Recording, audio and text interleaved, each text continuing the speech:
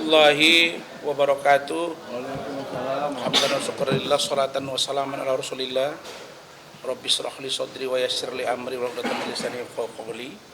Selamat sore, salam sejahtera bagi kita semua. Teman-teman media, wartawan, media cetak dan elektronik yang saya hormati. Tadi saya dan para saksi diperiksa sekitar pukul 14 WIB, ya Pak Decu ya? Ya, betul.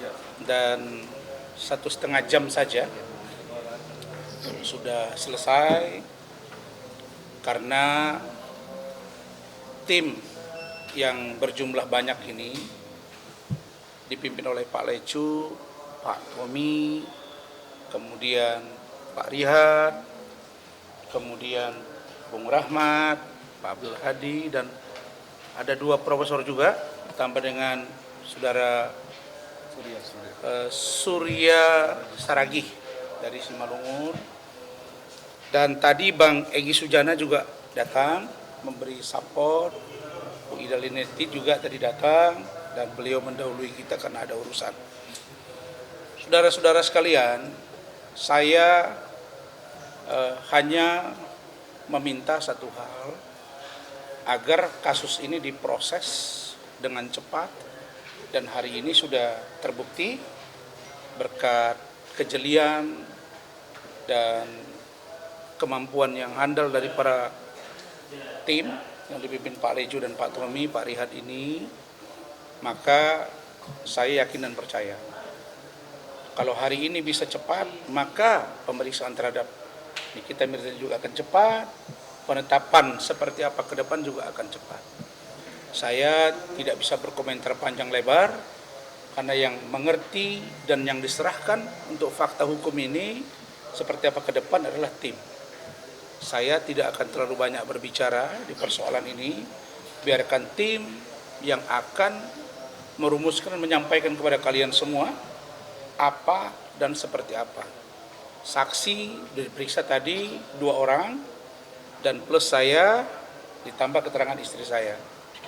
Dan keterangan-keterangan tersebut sudah diperlihatkan lewat CCTV dan seperti apa kejadiannya dan bagaimana ke depan kasus ini.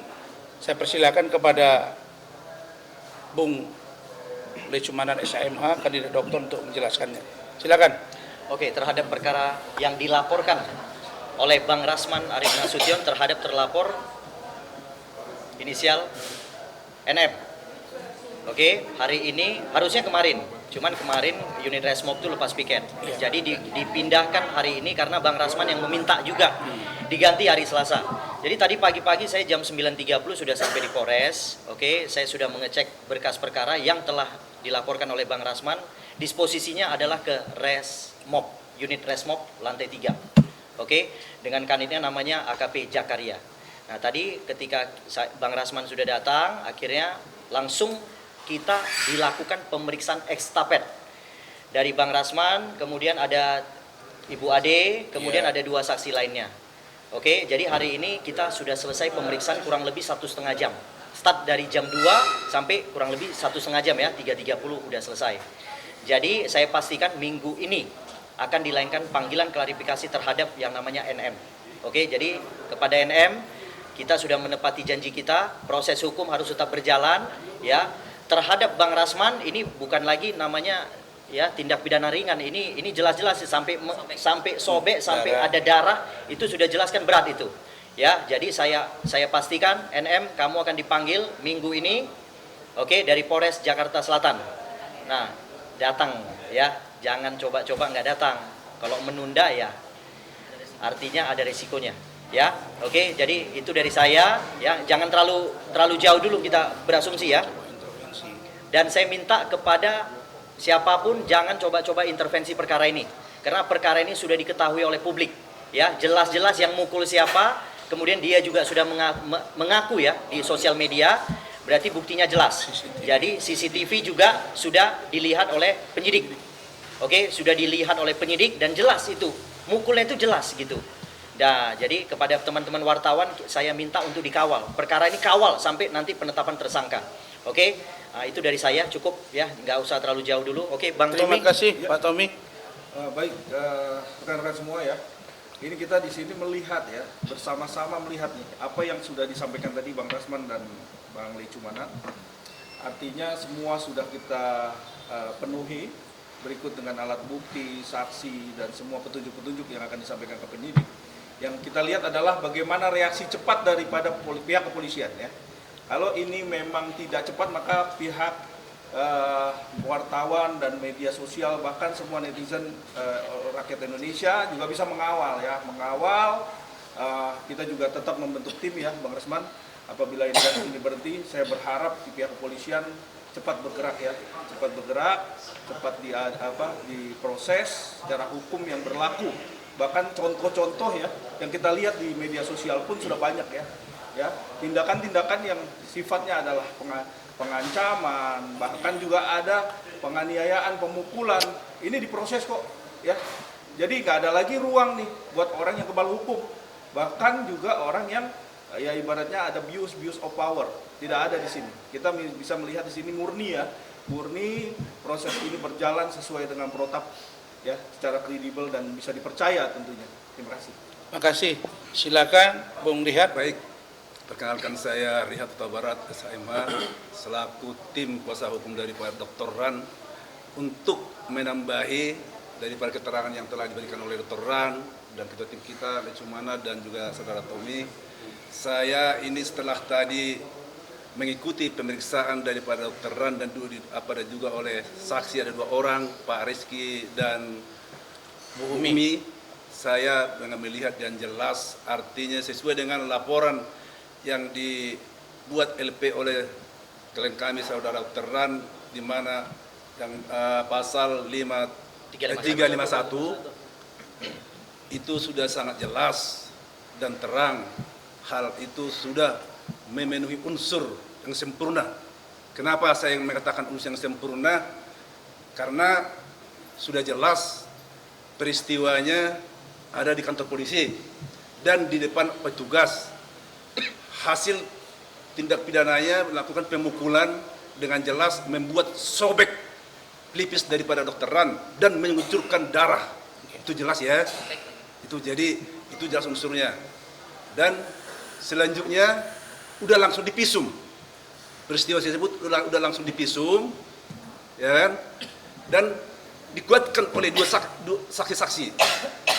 Dan selanjutnya, kenapa saya bilang tadi sempurna? Karena hal ini sesuai dengan yang sudah beredar di media dan juga saya terima tadi dari klien saya, Dr. Ran, bahwa ini sudah mendapat pengakuan dari kita berjalan tersendiri. Ini bila perlu ini langsung kita dengarkan ya. Jadi supaya itu kenapa saya bilang unsur laporan ini sempurna. 351 ini sempurna supaya kita dengar sama-sama ya. Ini perlu didengarkan sama wartawan ini. Nih. Nih saya ulangi ya ini ya. Nih, surat ini. Yang namanya Rasman itu. Oke, lagi. Nih. Benar nonjok Rasman, benar. Kenapa emang? Emang pantas itu ditonjok, jangan kan ditonjok. Ya diinjak mukanya juga pantas yang namanya Rasman itu. Jadi biasanya penyidik tidak terlalu mengejar pengakuan daripada terlapor karena biasanya pada tidak mengakui. Ya. Tapi ini tanpa dikejar pun sudah diakui. Jadi inilah makanya saya bilang tadi, saya ulangi lagi, unsur pidana terhadap laporan klien kami Dr. Ran yang dimana ada 351 tersebut sudah sangat sempurna. Artinya tidak ada lagi alasan ini perkara udah harus naik segala tersangka. Nah, dan juga saya tadi sesuai dengan keterangan yang dijelaskan oleh klien saya Dr. Ran, peristiwa tersebut uraiannya akibat dari pemukulan tersebut bahwa klien kami Dr. Ran ini sampai mengalami luka sobek dan berdarah dan mengakibatkan sampai sempoyongan, dan hampir terjatuh sebenarnya. Dan muntah di rumah. Dan setelah balik di rumah sampai muntah-muntah. Ya kan?